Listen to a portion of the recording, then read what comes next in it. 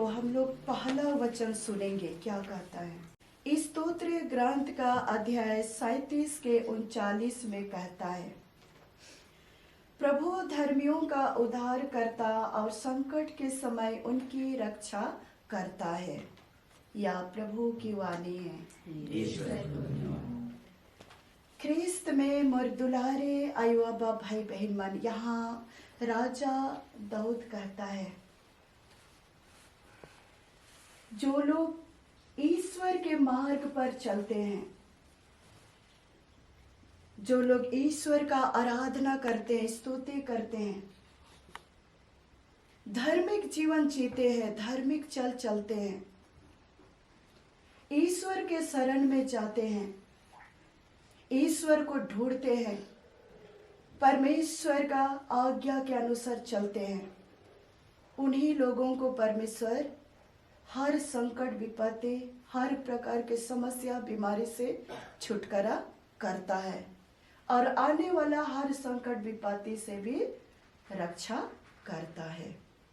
Hallelujah, hallelujah, hallelujah. अब ये वचन आप लोग से बात कर रहे हैं। अगर आप हमेशा बीमार होते रहते हैं,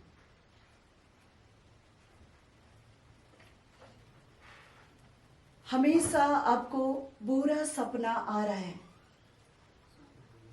हमेशा आपके जिंदगी में आर्थिक तंगी आ रही है, हमेशा आपके घर में अशांति आ रही है, मन में शांति नहीं, ना घर में भी शांति नहीं,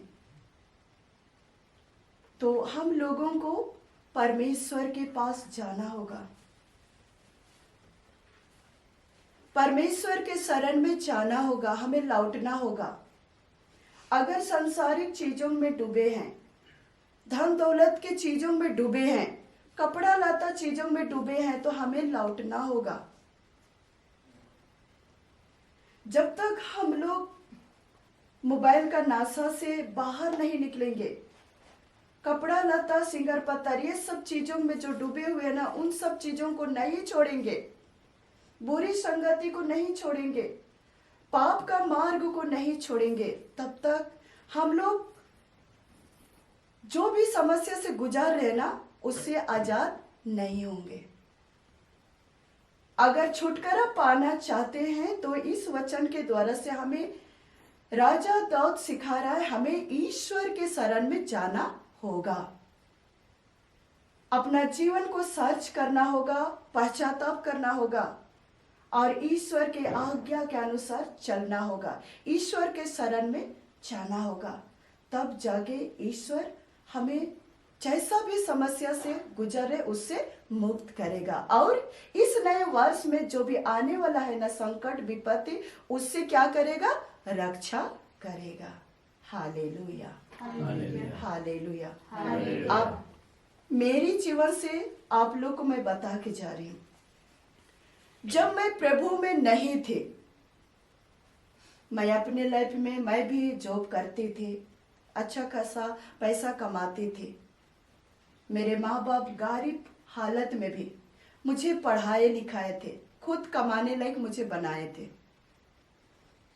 और अपने मेहनत पर मैं भी जिंदगी जीती थी। मेरे पास सब कुछ था, लेकिन उस वक्त में प्रभु यीशु मेरे पास नहीं था। मैं प्रभु यीशु से दूर थी, जिसके कारण मेरे जीवन में मैं घुटना दर्द और कमर दर्द से पीड़ित थी। मेरे पास सब कुछ था, लेकिन कभी मैं बाइबल नहीं पढ़ती थी, प्रार्थना नहीं करती थी, बस ड्यूटी जाती थी, पैसा कमाती थी।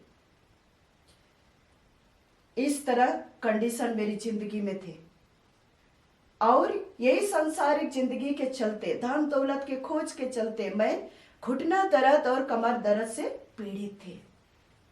मैं खुद नर्स थी, मेरे पास दवाई था, लेकिन मैं बहुत दवाई खाई, फिर भी मुझे चंगाई नहीं मिला।